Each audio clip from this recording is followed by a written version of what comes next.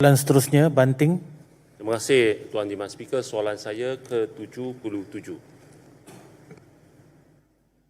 Terima kasih Banting atas soalan yang telah dikemukakan. Semua pekeliling dan surat pekeliling edaran yang terkini yang masih berkuat kuasa boleh dirujuk di jabatan agensi bahagian yang berkaitan kerana pelarasan pekeliling surat pekeliling dan surat edaran dibuat mengikut skop dan bidang tugas jabatan serta agensi masing-masing. Semua pekeliling-pekeliling ini boleh dicapai dan dimuat turun melalui laman sesawang setiap jabatan agensi bahagian-bahagian yang berkaitan.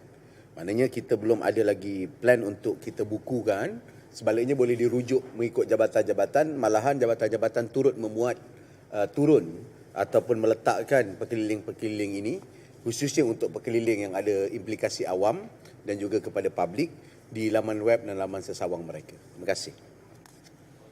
Soalan tambahan. Banting. Pemerhatian saya semasa menghadiri mesyuarat di peringkat daerah dan peringkat tempatan bahawa betapa juga berlakunya kes di mana pegawai kurang arif ataupun kurang faham tentang sejarah sebuah pekeliling ataupun dasar sehingga mereka melakukan sesuatu yang bercanggahan dengan arahan yang terdahulu yang sebenarnya masih berkuat kuasa. Itulah sebabnya saya bertanya, apakah perlu kita membukukan pekeliling itu dan menjadikannya satu bahan yang mesti dibaca dan dihayati oleh setiap penjawat awam daripada membiarkan mereka melayari laman web sahaja, sama ada mereka faham atau faham, ada baca tak baca kita pun tak tahu. Jadi saya adakah itu boleh dilakukan kalau dia tidak melibatkan kos yang terlalu besar? Terima kasih. Kita akan teliti cadangan tersebut. Cuma apa yang biasanya dan lazimnya apabila berlaku pertukaran jawatan dan jabatan, pegawai-pegawai terdahulu akan menyerahkan fail dan tugas. Fail dan tugas itulah sebenarnya biasanya mengandungi beberapa perkara-perkara terkini dan beberapa perkara-perkara yang harus difahami oleh pemegang jawatan baru. Ini pertukaran fail is not a show, biasanya dia adalah taklimat dan sebagainya. Namun begitu saya faham, bukan satu perkara, kadang-kadang pekelilingnya hampir setiap bulan ada pekeliling-pekeliling dan juga hampir setiap tahun kita akan dapat arahan-arahan terbaru dan arahan-arahan itulah yang akan digunakan. Tapi kalau pekeliling yang memberikan impak yang besar daripada Jabatan Pentadbiran Awam ataupun daripada Setiausaha Kerajaan Negeri, jumlahnya sebenarnya boleh dihitung daripada pihak kerajaan negeri kepada jabatan-jabatan yang mungkin boleh digunakan oleh ketua jabatan itu saja, tak semua orang kena tahu. Sebab itu saya percaya kalau kita nak buat pun bukan boleh semua, sebab ada sebagainya itu adalah arahan-arahan yang dalam status rahsia ataupun dalam status yang disil untuk tidak boleh untuk tetapan umum. Terima kasih. Soalan seterusnya, Aman Templer. Tuan Speaker, Peraturan Tetap 24.2. Saya tidak benarkan. Soalan seterusnya, 79, Bukit Lanjan. Tak maaf. Terima kasih Tuan Speaker. Soalan saya 79. Terima kasih Tuan Speaker. Jumlah anggaran keluasan kawasan yang terbakar pada tahun 2018 ada dua lokasi. Yang pertama, hutan simpan Kuala Langat Selatan di daerah Kuala Langat dan juga hutan simpan Sungai Karang di Kuala Serengo. So berjumlah plus minus 3 hektar. Pada tahun 2019 melibatkan 3 kawasan iaitu kompartmen 12, 13, 15, 17, 24, 27, 38 hutan simpan Kuala Langat Selatan. Di daerah Kuala Langat seluas anggaran luas sebanyak 95 hektar. Dan kedua kompartmen 100 dan 102 hutan simpan Raja Musa Hulu Selangor iaitu melibatkan kawasan 9 hektar. Hutan simpan Sungai Karang Kuala Selangor 2 hektar. So untuk tahun 2019 plus minus 106 hektar. Bagi tahun 2020 melibatkan 2 kompartmen, 2 hutan simpan. Yang pertama kompartmen 12, 13, 15, 17, 20, 23, 24, 27 dan 38 hutan simpan Kuala Langat Selatan. Di daerah Kuala Langat melibatkan 50 hektar. Yang kedua kompartmen 16, 21, 23, 24 dan 41 hutan simpan Kuala Langat Selatan juga di Kuala Langat.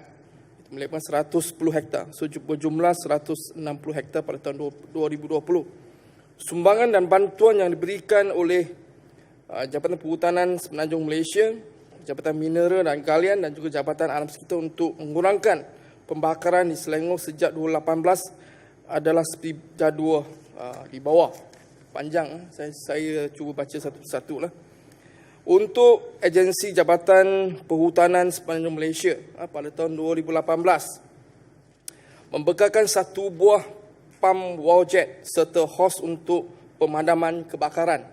Yang kedua, pembinaan 1 buah kolam takungan di kompartmen 54 hutan simpan Kuala Langat Selatan. Yang ketiga, pembinaan 1 buah menara tinjau di kompartmen 24 hutan simpan Kuala Langat Selatan. Yang keempat, pembinaan 20 buah kanal atau blok atau terusan saluran di kompartmen 91, 92 dan 293 hutan simpan Raja Musa. Pada tahun 2019, yang pertama, kerja pembinaan 3 buah telaga tiub di kompartmen 13, 27 dan 24 hutan simpan Kuala Langat Selatan dengan kerjasama JMG. Kedua, pembinaan 1 buah menara tinjau di kompartmen 73 hutan simpan Raja Musa. Ketiga, pembinaan 15 buah kanal blok di kompartmen 82, 96 dan juga 97 hutan simpan Raja Musa. Yang keempat, pembinaan clay duct iaitu benteng tanah liat sepanjang 500 meter di kompartmen 101 hutan simpan Raja Musa.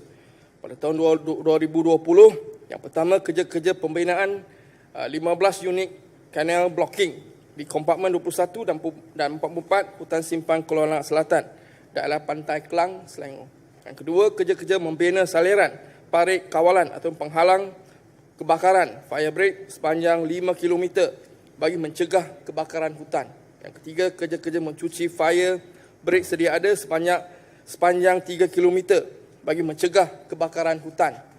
Yang keempat, kerja membina 2 buah telaga tiub di kompartmen 22 dan 8 hutan simpan Kuala Langat Selatan dengan kerjasama JMG. Yang kelima, membekal dan memasang 4 unit papan tanda sempadan hutan simpan kekal di hutan paya gambut di Selangor.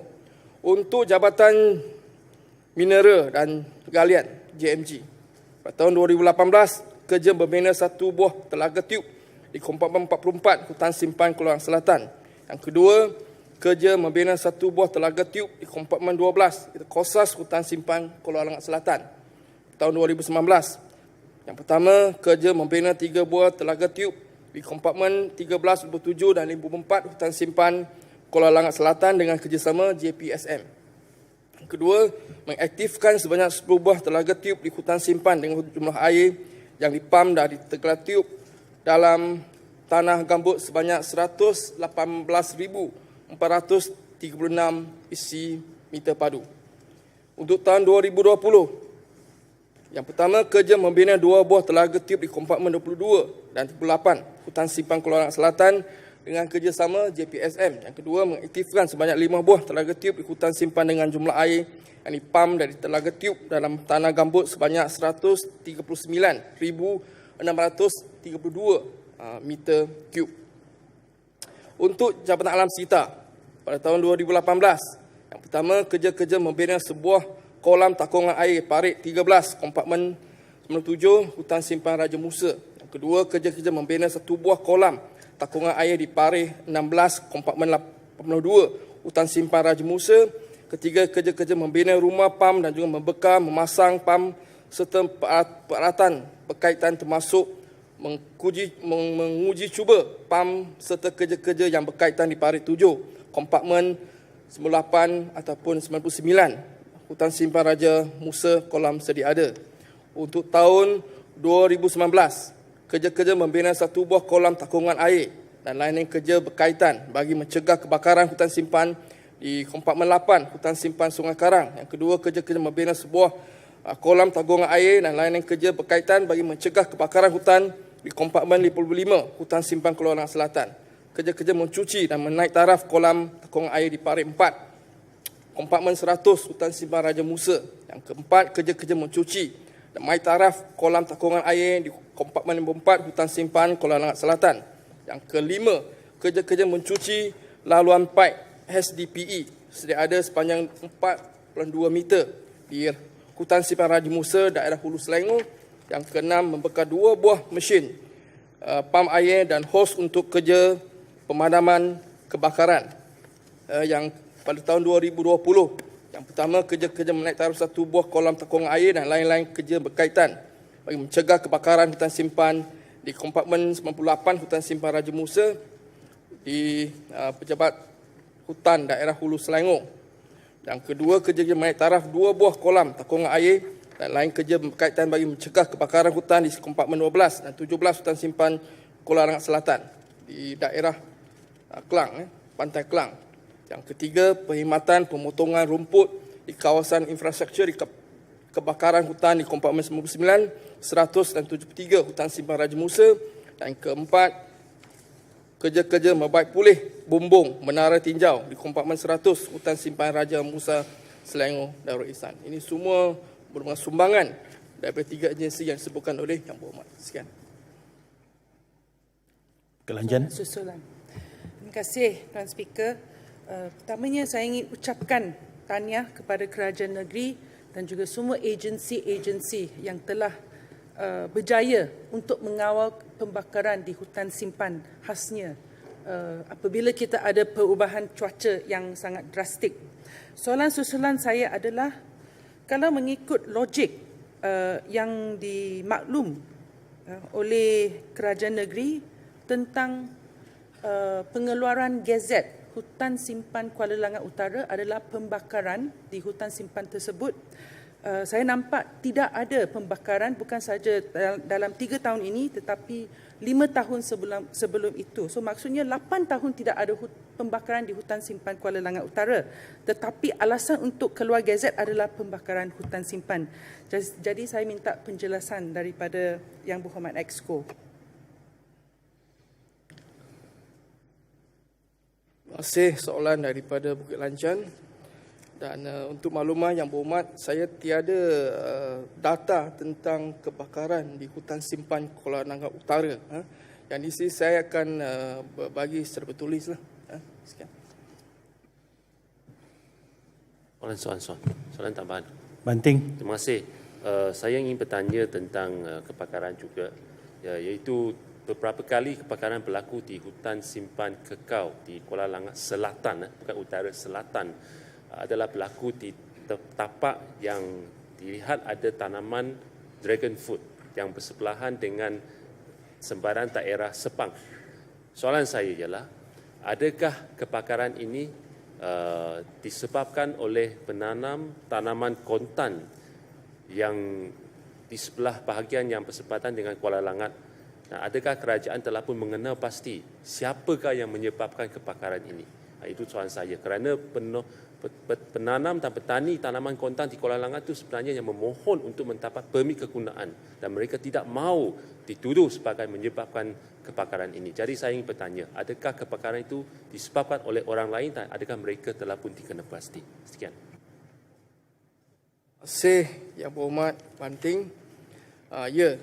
Di mana punca adalah daripada mereka yang mencerobohi hutan simpan Kuala Selatan untuk tanaman kontan, terutama dragon fruit. Tapi kita tidak kena pasti siapa yang sebenar untuk yang menanam dragon fruit itu. Kerana semasa kita sampai, tiada orang yang bertanggungjawab. Di mana mereka tuan punya sokong tanah, tapi bukan mereka menggunakan pekerja asing. Dan kita tidak dapat tangkap siapa pun untuk tanah yang dicerobohi oleh mereka yang tidak bertanggungjawab.